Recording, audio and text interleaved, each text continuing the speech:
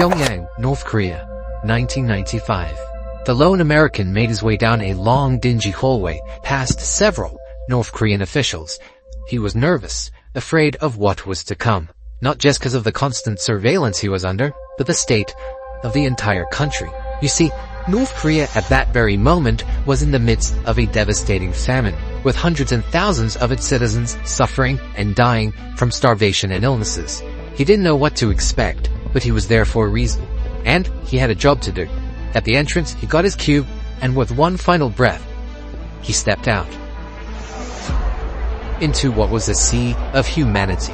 Now, this wasn't just any crowd. This was 190,000 North Koreans who were conditioned to see Americans as evil, who did not know pro wrestling was staged, that it was predetermined and choreographed. And here was a man, a blonde-haired American man, who embodied everything they were legitimately told to hate. This man, you may have heard of, was the legendary Ric Flair, one of the greatest American professional wrestlers of all time. And at this moment, he was wondering what he had gotten himself into. Now, this happened in April 1995, but the events that led to this actually started 11 months earlier.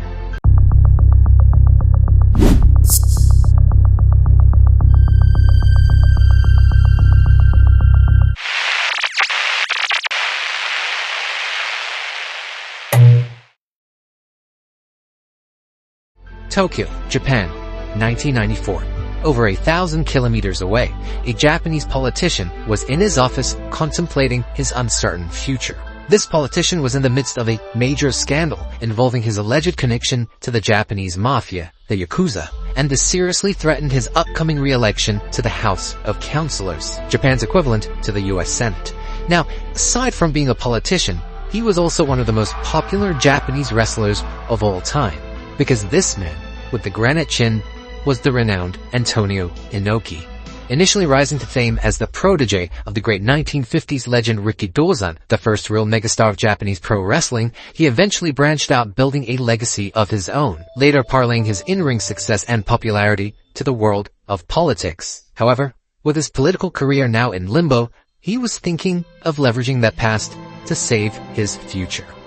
Meanwhile, in the US, there was one company that was reigning supreme as the world's premier wrestling brand, the Connecticut-based World Wrestling Federation, or WWF, today known as the WWE. Now, at the time, their biggest competitor was the Georgia-based World Championship Wrestling, or WCW, who was constantly trying to play catch-up. This frustrated the WCW president, Eric Bischoff, who wanted nothing more than to beat his rival.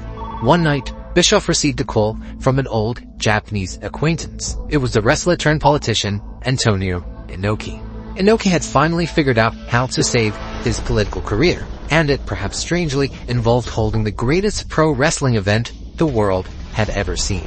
Inoki himself owned a successful wrestling company in Tokyo called New Japan Pro Wrestling, NJPW, and in a collaborative effort with Bischoff's WCW, wanted to put on a pay-per-view extravaganza with marquee names from both sides of the Pacific. The publicity would be huge. Bischoff listened intently as Inoki revealed the one caveat.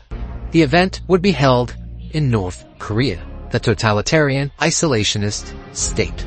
Now, this in itself would be controversial, but NJPW was a Japanese company, and WCW was an American company, two countries considered the greatest of enemies to North Korea. Despite this, Inoki was willing, hoping the publicity and goodwill gleaned from the so-called World Peace event, as he dubbed it, would boost his chances at re-election, as well as help put WCW on the map. Or at least, that was his pitch to Bischoff. Bischoff didn't actually need much convincing though, because he saw this as a phenomenal opportunity to gain mainstream attention. Now, of course, all this really amounts to nothing if North Korea didn't actually agree to hold the event, and for such an isolationist country intent on keeping outsiders away, this just wasn't going to happen, barring, of course, some unprecedented event that would change the course of North Korea. Which it did.